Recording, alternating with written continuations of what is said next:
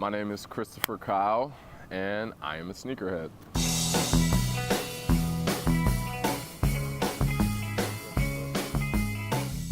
Sneakerhead is somebody who enjoys or takes passion or has a love for the collecting and acquiring of different types of shoes. Giving a shit about what's on your feet, A, and B, collecting and probably having more than 10 pairs. I'd call you a sneakerhead. Well, what started for me, growing up, I had to watch all the cool kids have certain sort of shoes, well, at least cool kids to me. And my parents, they just weren't spending $150 on some fucking shoes. So once I came of age and got gainful employment or whatever, I decided, like, yo, I'm gonna get every pair of shoes that I wanted as a kid, and my parents told me no. So now I'm to the point now where I have every pair of shoes I wanted as a kid. And then I realized that there was a financial and fiscal side to it. If you have the right connections, you could get 4 or 5 pairs and having the pair of shoes that you wanted for absolutely free.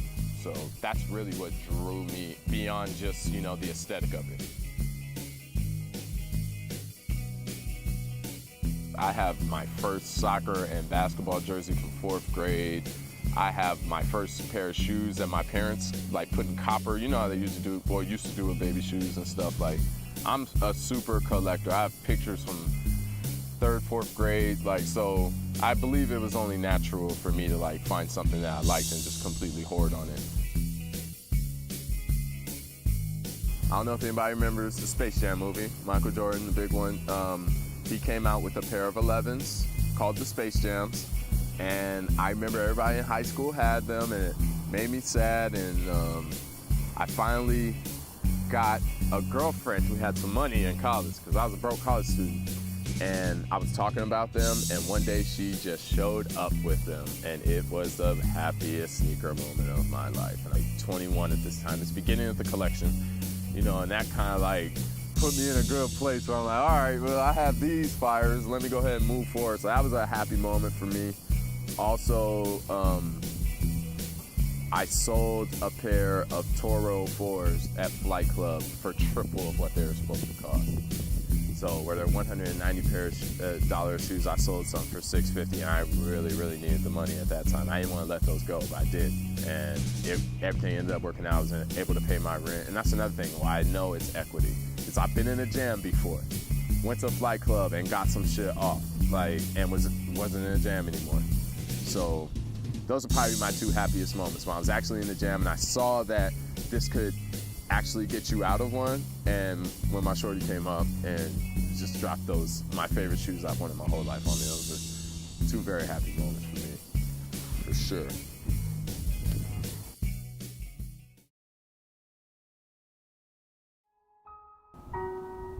I met this dude in downtown, and he said he had some Yeezys, the first generation ones, the high top black ones. I get there, and there's 4 dudes sitting outside of a car. It's in some place where there's nowhere to see. I pulled up, get out of my car, and their body language was just off. One dude just kept reaching in his jacket or whatever. So I'm like, what's up, guys? What's going on? You know what I mean? And like, didn't say anything. So I just got back in my car and skirted off. They proceeded to follow me back onto the 110. And I went from 110 to the 10, from the 10 to the 405, and then I took the 105 over, and then they finally gave up. They were trying to follow me. So that was the most shady shit of me trying to buy. Now, me trying to sell, when Buddy took out the knife, that was wild, you know, like trying to rob me, but he didn't see that I had like my big ass homie in the car. I just got out, and then he changed his mind. The first dudes with the Kanyes, I'm pretty sure they had a gun. There was something big in their, unless it was a taser or some shit, but it had to have been a gun. And I think the worst I've got is, we were talking about earlier, those fakes, where there was a package. They have these packages where they'll release 2 iconic pairs of shoes. They're called, like, this one was called the Raging Bull Pack. One was black and red, the other one was red. I found it online for $200 when it really cost $600. Thought I got some super deal, and they showed up the fakest shits I've ever seen in my life. Like, the way they felt like fuckery. Like, you know, and I wanted no part of it. So I've been very wary about buying from online people as well, because they can send you some fucked up fake ass shit as well. So just gotta be careful out here, man. To me, it's like having equity in my closet. So if one day I need a house, or I need to buy some girl a ring or something, like I have equity already. I can sell my collection and get out of a bad spot. I'm hoping that bad spot never comes, knock on wood, however. But, you know, I've lived enough life that anything's possible and anything bad can happen. So I would like to say I'm prepared if that day does come.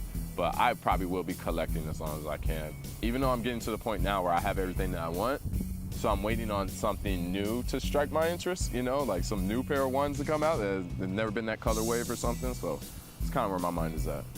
So my name is Christopher Kyle, and I am a sneakerhead.